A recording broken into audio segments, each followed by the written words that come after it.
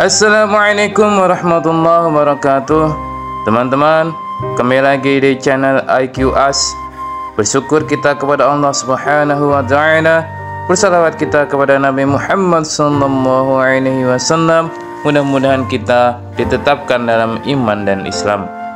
Pada kesempatan kali ini saya ingin mencoba untuk membagikan satu kisah, yaitu kisah Nabi Musa yang ditegur oleh Allah Subhanahu wa taala karena hendak menyombongkan dirinya. Kisah ini bermula ketika Nabi Musa ditanya oleh kaum Bani Israel tentang siapa manusia paling soleh di muka bumi ini. Saat itu pula Nabi Musa menjawab bahwa dirinya yang soleh.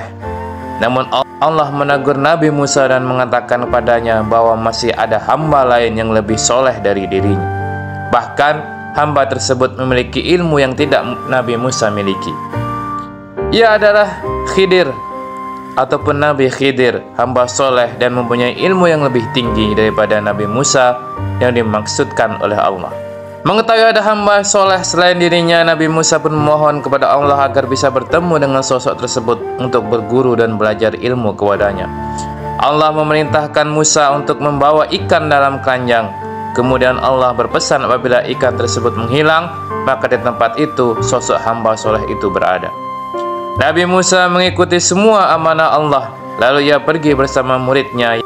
Setelah perjalanan cukup jauh, Nabi Musa berhasil bertemu Nabi Khidir karena telah mendapat tanda dari ikan yang dibawanya menghilang.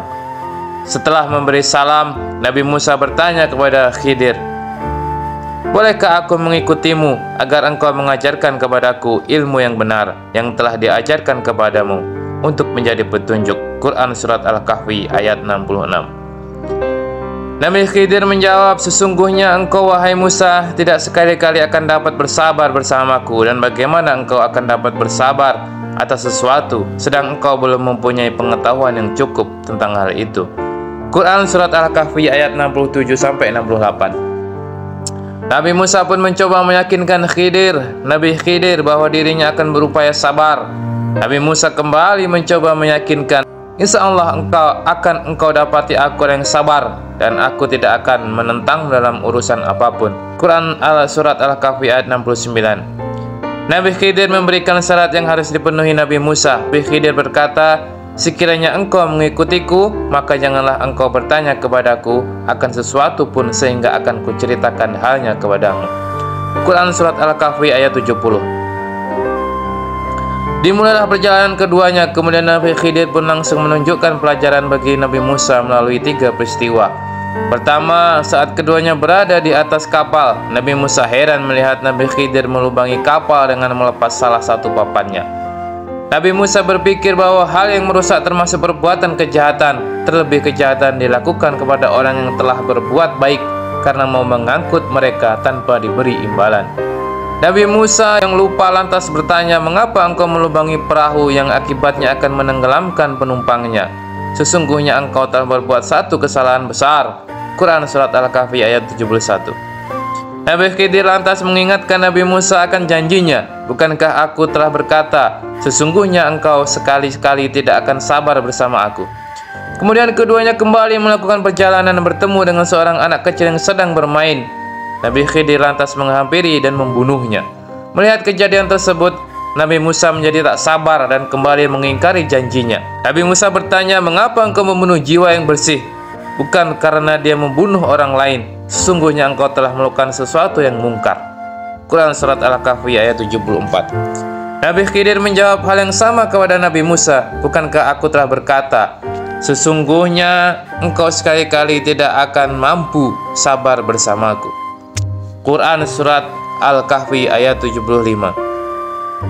Setelah itu mereka melanjutkan perjalanan dan tibalah pada sebuah desa yang dihuni penduduk yang kikir.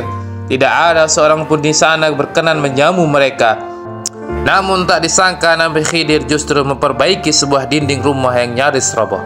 Semua kejadian yang dialami Nabi Musa tersebut membuatnya bertanya-tanya. Hal tersebut pula yang membuat Nabi Musa sudah memilih akan berpisah dengan Nabi Khidir. Sebelum berpisah, Nabi Khidir menjelaskan alasan perbuatannya dan berkata, "Inilah perpisahan antara aku dan engkau. Aku akan memberikan penjelasan kepadamu atas perbuatan yang engkau tidak mampu sabar terhadapnya." Quran Surat Al-Kahfi ayat 78. Pertama, ia memberi lubang kepada perahu agar pemilik perahu yang miskin tidak dizalimi oleh seorang raja yang serakah. Quran Surat Al-Kahfi ayat 79. Kedua, Nabi Khidir membunuh seorang anak karena ia tahu bahwa nantinya ketika besar ia menyesatkan kedua orang tuanya.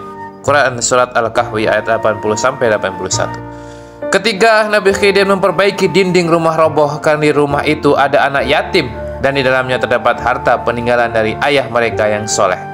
Quran Surat Al-Kahfi ayat 82. Nabi Khidir mengatakan bahwa apa yang dilakukannya bukanlah kehendak sendiri, melainkan mengikut petunjuk Allah Subhanahu wa Ta'ala. Dari kisah Nabi Musa dan Nabi Khidir ini ada berbagai pelajaran berharga yang bisa kita petik, yakni tentang sebuah adab dan kesabaran. Selain itu, kita punya hendaknya senantiasa berprasangka baik tentang Allah dan percaya atas kehendaknya.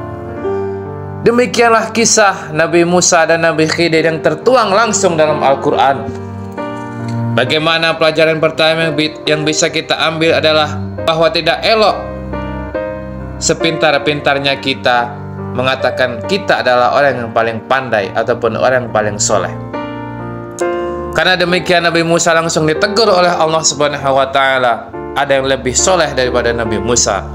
Dan Nabi Musa berlapang dada belajar langsung, karena sesungguhnya kelebihan yang kita miliki pasti ada orang lebih memiliki kelebihan lebih lagi. Ada kehebatan kita kepunya, tapi ada kekurangannya kita. Nabi Musa sudah soleh, tetapi ia tetap belajar kepada Nabi Khidir. Itulah kisah singkat bagaimana Nabi Musa bertemu dengan Nabi Khidir. Banyak sekali pelajaran yang bisa kita ambil dari kisah ini. Kurang lebihnya saya mohon maaf. Sampai ketemu di kisah selanjutnya. Assalamualaikum warahmatullahi wabarakatuh.